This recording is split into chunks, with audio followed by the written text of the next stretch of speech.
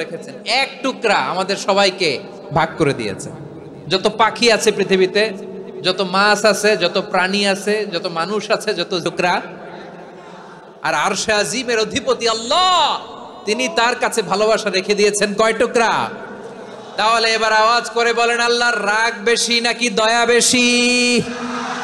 আল্লাহ তুমি দয়ার সাগর, রহমানুর রহিম, তোমার দয়াই পূর্ণ আমার সারা নিশিদিন। সবাই পড়েন, আল্লাহ তুমি দয়ার সাগর, রহমানুর রহিম, তোমার দয়াই পূর্ণ আমার সারা নিশিদিন। আল্লাহু আকবার।